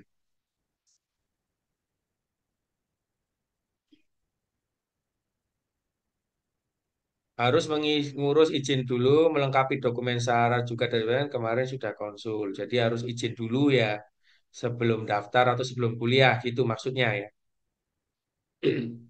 Ya, nanti difasilitasi untuk itu. Mudah-mudahan bisa ya Bapak Ibu ya. Kita siapkan 3 dokumen itu sebelum nanti kalau misalnya tidak bisa mendaftar di gelombang satu, bisa mendaftar di gelombang yang kedua. Ya, jadi mudah-mudahan bisa diinikan. Kemudian ada yang minta file PPT-nya. Oh, untuk pendaftaran, untuk ini karena kemarin ini dari Utin ya, karena kemarin kita dapat SK izinnya juga sudah mendekati apa bulan-bulan pendaftaran mahasiswa baru ya, yang gelombang ketiga. Maka kita untuk yang S2 ini akan dibuka 2 gelombang. Jadi penutupan pendaftaran itu sebenarnya sampai Agustus.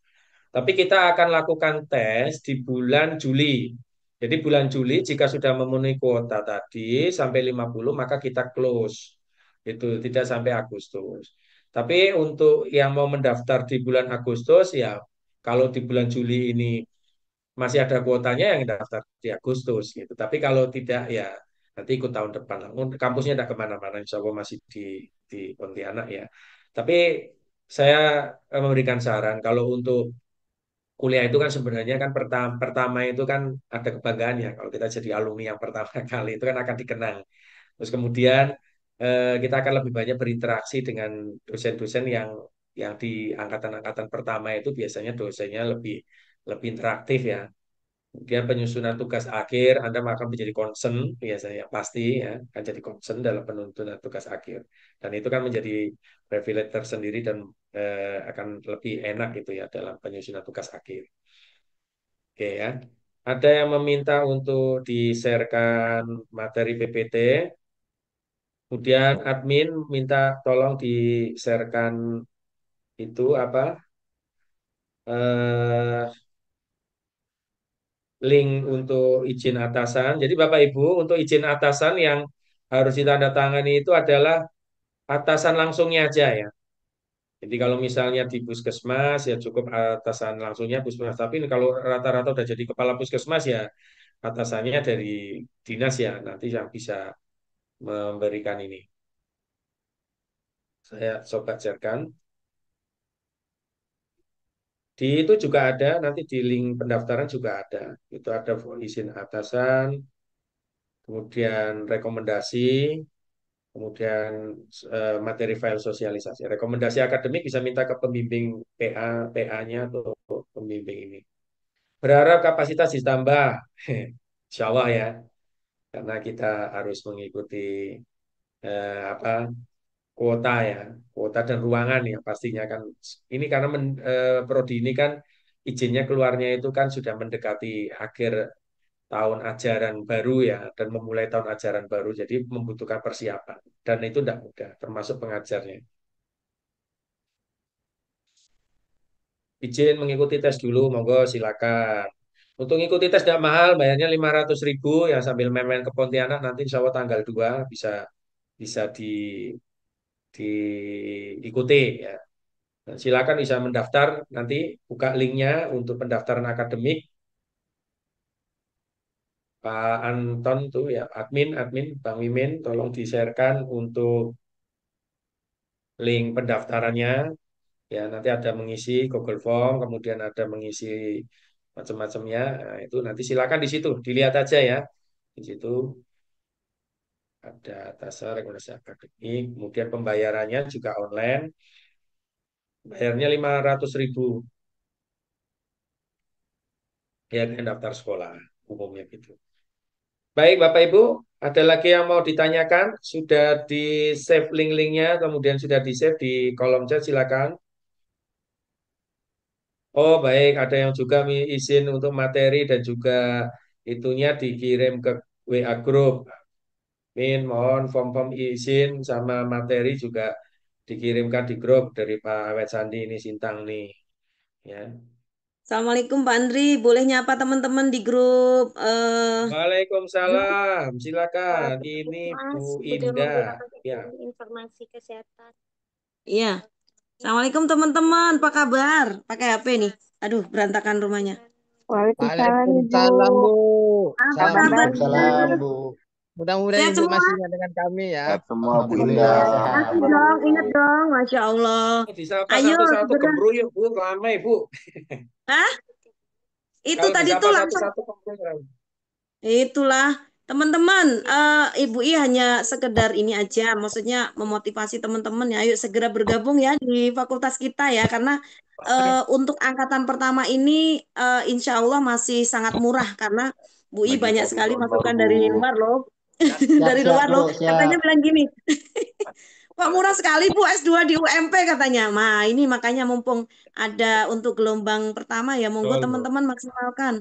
Di UGM Dibantu ya Bu. 15 juta, Bu. Ya, Banyak, ya. Bu. Ada. Peminatnya banyak, Bu. Lagi cari Apa? donor nih, Bu. Peminatnya banyak, Bu. Peminatnya banyak, kuota terbatas. Sudah Kuota lama terbatas, ditunggu peminatnya tuh Bu, sudah banyak. lama Ayo segera ditunggu. mendaftar. Semoga bisa dibantu Udah, ya, Bu. Bu. Udah daftar. Sudah daftar, alhamdulillah. Siap-siap, insya Allah nanti kita inilah ya prioritaskan. Apalagi alumni kan. Kemarin itu hasil rapat dari universitas tuh mudah-mudahan segera daftar karena nanti kita nggak tahu untuk gelombang berikutnya kan mungkin kita akan ada perubahan kebijakan gitu ya. Jadi insya Allah kita akan coba bantu terkait apa namanya tadi akreditasi ya sedang Ini, diusahakan ya. juga mudah-mudahan segera bisa keluar. Dan alhamdulillah saat ini ketua prodinya S2 Pak Andri ya teman-teman. Monggo silakan banyak komunikasi dengan Pak Andri. Nanti kayaknya udah banyak dari dinas juga pada mau daftar. Nanti kalau Ya, kuotanya penuh betul. nggak bisa daftar, cuman cuman 2 kelas soalnya nih angkatan pertama ya. Kalau untuk kami yang bukan alumni gimana, Bu? Kan alumni ayo segera mendaftar dong biar segera nanti dapat kursi gitu. Ya. Tenang, Bu. Jadi kita tidak membedakan antara alumni dan bukan alumni. Yang Ya, pastinya nanti akan kita screening sesuai dengan nilai TPA, nilai TOEFL, kemudian wawancaranya.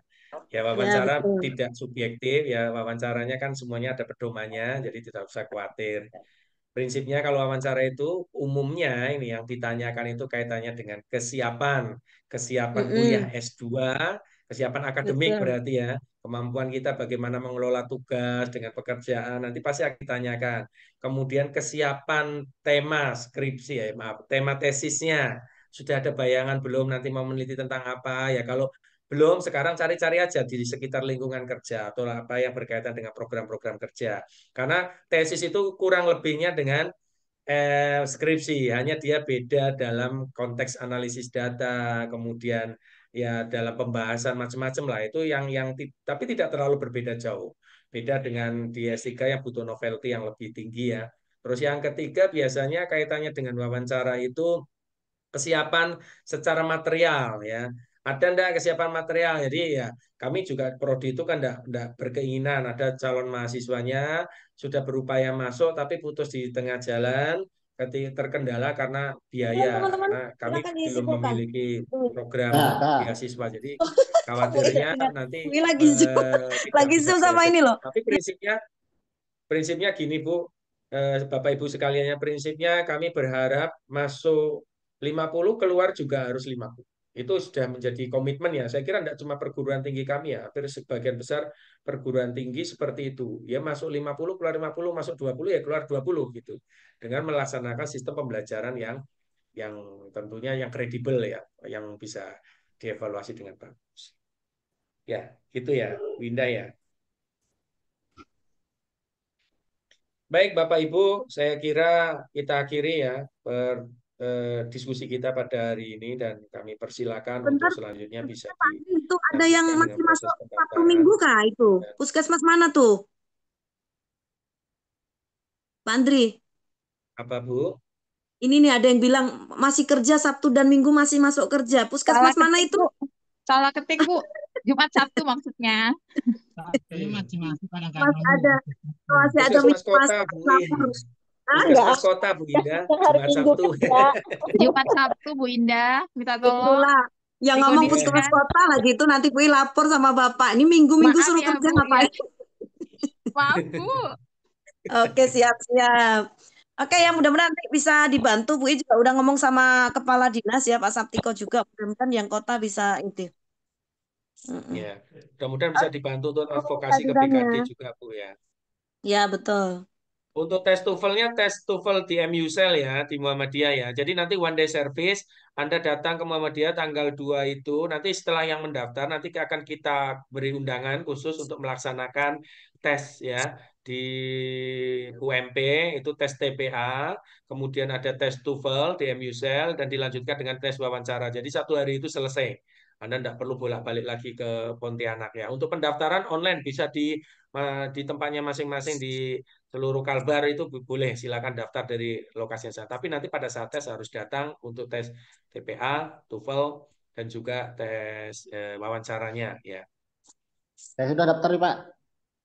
Ya, Udah daftar nih. mau Sudah daftar. daftar. Erik harus Alhamdulillahnya daftar, Erik langsung nih. mendaftar.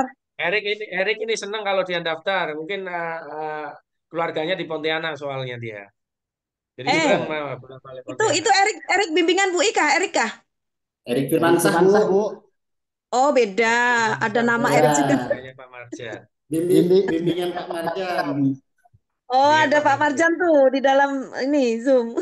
Iya. Ya, Saya Masya udah Allah. daftar, saya sudah daftar apa Ya, satu minggu yang lalu ya, lebih ya Bu.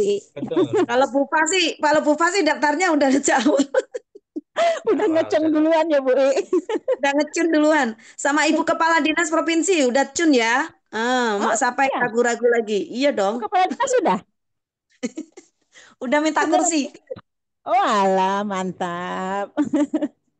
Pokoknya teman-teman segera Bu Esti daftar nih. ini harus daftar segera nih Bu Esti ini. Epit masuk ada Bu Esti, Bu Aida juga itu. Sudah Sudah harus daftar ya Bu. sudah daftar Siap, saya, Pak. Pak. Kebetulan anak saya baru masuk tahun ini di UMP juga, Pak, di SKM. Saya bareng kuliah sama anak Bu. Ya, bareng kuliah. Iya. Bareng kuliah. Semester berapa Bu anaknya Bu? Baru masuk, Bu. Oh, baru masuk. Siapa namanya? Raya Stefeniati. Nanti WA Bu Ija. Siap. Pak Awet Andri, Sandi ini Sintang kawan-kawannya diajak, alumni Sintang pertama tuh Pak. Pak Andri, bolehlah Ya, di-share siapa sih yang 10 yang sudah daftar? Penasaran. Rahasia dong. ya, Ayo keponya, 10 kepo yang ya. sudah daftar itu, UI, 10 yang Eh, sudah daftar itu 80%-nya alumni. Yang 2%-nya itu ada 2 orang itu yang bukan dari alumni. Ya, itu aja infonya. ada nama saya enggak, Pak? Itu saya lupa Udah ya. merasa daftar belum? Maksudnya Oh, apa ya, Kak Aida? udah dong. Tetap beda. Maksudnya apa, Kak Aida? Takut Ada tes salah loh. link, Mbak, maksudnya takut salah link. Oh, Yang berarti dari puskesmas di diikuti. Kota Pontianak yang bingung mau kuliah karena Jumat jam 1 kerja, coba didiskusikan lagi ya dengan BKPSDM, dengan dinasnya. Karena ada mahasiswa kita juga yang alih jalur, itu kuliahnya di Jumat Sabtu. Itu di Dinas Kesehatan, Orang dinas dinasnya di kesehatan Dinas malah. Kesehatan, Oh, orang Dinas Kesehatan. Dan bisa. Kemarin pernah saya tanya gimana bisa, tidak ada masalah. Asalkan kita tubelnya udah ada, Pak. Jadi dia sudah keluar tubelnya gitu. Bisa, Bu ya. Jadi jangan khawatir. Yang di puskesmas insya Allah bisa. Asalkan itu tadi tubelnya sudah ada. Karena kalau di kota itu mungkin ada ngisi ERK ya. Ya, salah satunya itu bisa diisi. Kalau tubel sudah keluar tubelnya kan sudah ada tugas dinas berarti. Cuma apakah dapatnya ya itu urusan lain ya. Apakah dapat itu apa value-nya itu apa namanya itu sampai 10% atau tidak, 100% atau tidak itu coba ditanyakan aja lah. Yang lebih detailnya kan mungkin dari dinas atau BKPSDM kota. Hmm.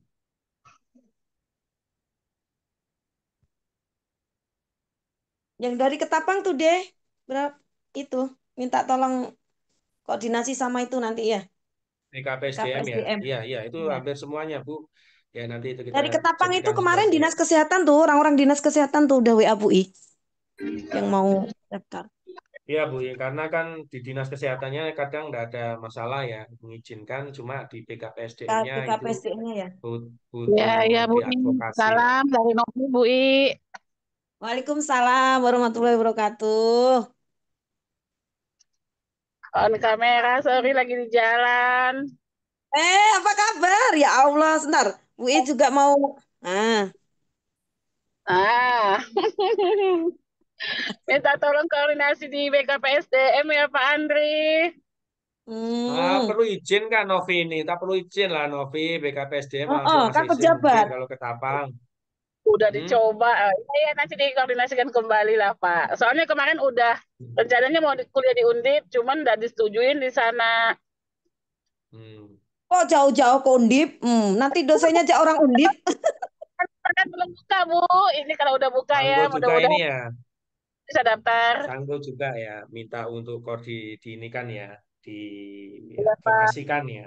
Baik, baik, baik. Paling tidak ada. Cuma kebijakan itu kan bukan kita yang menentukan ya, tentunya daerah. Jadi tapi tugas kami sebagai penyelenggara pendidikan tentunya akan Oh ada gitu. pemberitahuan tertulis ya kepada PKPSDM seluruh kabupaten kota, kemudian provinsi. Terus nanti kalau kalau untuk pertemuan langsung dengan BKPSDM ini ya akan coba kita bicarakan dengan universitas ya, gimana mekanismenya, apakah bisa undang via Zoom atau seperti apa. Tapi yang jelas akan segera kita tindak lanjuti untuk surat tertulis yang menjelaskan tentang berdirinya program studi kita, kemudian akreditasi minimal sama apa komitmen untuk pengurusan akreditasi sebelum kelulusan. Ya saya kira dulu-dulu tidak ada masalah. Mudah-mudahan ini juga tidak ada masalah. Karena ya biasa UI. lagi. Kalau kalau prinsipnya kan gini ya, pemerintah daerah itu kan pasti menginginkan SDM-nya itu meningkat, kualitas pendidikannya semakin meningkat kan ya akan semakin bagus indeks pembangunan manusia di Kalbar, kabupaten kota juga akan semakin bagus. Kemudian kemajuan pendidikan tinggi di wilayah Kalimantan Barat itu juga menjadi perlu support dan dukungan dari pemerintah daerah. Jadi simbiosisnya mutualisme.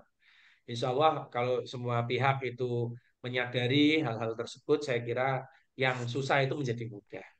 Ya, jadi kalau yang masih kaku-kaku itu kan karena mindsetnya masih mindset strict aturan yang tidak tidak apa ya, menurut saya tidak ada masalah. BKN sendiri kan tidak ada masalah. Ya, kita lihat fenomenanya banyak ya di Jawa ya, itu banyak pegawai yang sekolah di mana saja itu tidak masalah asal mereka masih dalam jangkauan domisili. Kalau kita kan sebenarnya masih dalam jangkauan domisili karena wilayah Kalbar ya, masih dalam satu wilayah provinsi. Insya Allah Pak Ya, Gubernur sangat mendukung loh program kita. Nanti kalau misalnya bermasalah kita tentukan. audiensi. Ya, insya Allah, insya Allah. Ya, Baik, baik saya makasih kira itu UI. ya. Terima kasih. Oke, Bapak Ibu semuanya, sehat terima selalu kasih buat atas semua. kehadiran dan waktunya. Sehat selalu, mudah-mudahan segera dan cepat mendaftar. Sampai ketemu lagi di Amin. kampus tercinta kita di Universitas Muhammadiyah Pontianak di dalam program Magister Kesehatan Masyarakat yang Amin. pertama kali. Amin. Terima kasih untuk semuanya. Amin. Amin ya Allah. Assalamualaikum warahmatullahi wabarakatuh. Waalaikumsalam. Waalaikumsalam. Terima kasih semua. Sampai ketemu di UM Pontianak. Sehat selalu. Baik. Waalaikumsalam.